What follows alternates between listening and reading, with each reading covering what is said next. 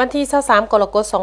2026เมืองแก่นประซักได้จัดพิธีปาฐกถาสีวันประวัติศาสตร์ของศาสตร์ขึ้นโดยการเข้าร่วมเป็นประธานของทานคำภูศรีพรหมาห้องเลขาพรรคเมืองประธานกวดกาพรรคลัดเมืองมีคณะประจำพรรคเมืองกรรมการพรรคเมืองหัวหน้าของการอ้อมขางและแขกถึกเซิญเข้าร่วม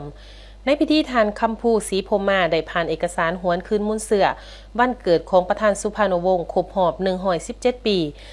ซึ่งทานเป็นผู้นำปฏิวัติผู้ยิ่งใหญ่และเป็นประธานประเทศผู้ทำอิฐของสาธารณรัฐประชาธิปไตยประชาชนลาวตลอดชีวิตของทานได้อุทิศกำลังกายกำลังสติปัญญาและความสามารถเพื่อภารกิจปลดปล่อยศาสตร์สร้างตั้งและพัฒนาประเทศคุณงามความดีและแบบอย่างของทานจะยังคงเป็นมรดกอันล้ำค่าให้คนรุ่นหลังได้ศึกษาและสืบทอดตลอดไปพร้อมกันนั้นสายพัวพันธุ์พิเศษลาวเวียดนามที่สะสมมาโดยบรรดาผู้นำหุ่นก่อนได้กลายเป็นสมบัติอันล้ำค่าของสองศาสตร์สนธิสัญญามิตรภาพและการร่วมมือได้ครบรอบ49 ปีจากนั้นทานสุกิตาอินทจักรห้องเลขาพรรคเมืองประธานคณะกรรมการปกครองเมืองก็ได้ผ่านเอกสารบั้นสั่งตั้งสายพัวพันธุ์การทูตลาวเวียดนามครบรอบ64 ปีการสั่งตั้งสายพัวพันธุ์การทูตได้เป็นพื้นฐานทางนิติกรรมและการเมืองที่มั่นคงให้แก่การร่วมมือระหว่างสองประเทศขยายตัวต่อเนื่องในทุกด้านทั้งการเมืองเศรษฐกิจ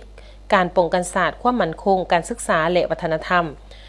ท่านนางเวียงสมัยนามแกนเฒ่ากรรมการพรรคเมืองประธานสหพันธ์แม่หญิงเมืองได้ผ่านเอกสารการกำเนิดและการเติบใหญ่ของสหพันธ์แม่หญิงลาวในอดีตจนฮอดปัจจุบันตามแต่ละระยะสหพันธ์แม่หญิงลาวตลอด71 ปีได้แสดงบทบาทสำคัญในการระดมแม่หญิงทั่วประเทศเข้าร่วมภารกิจปฏิวัติการพัฒนาประเทศการส่งเสริมความเสมอภาคหญิงชายการปกป้องสิทธิและผลประโยชน์อันชอบธรรมของแม่หญิงและเด็กน้อย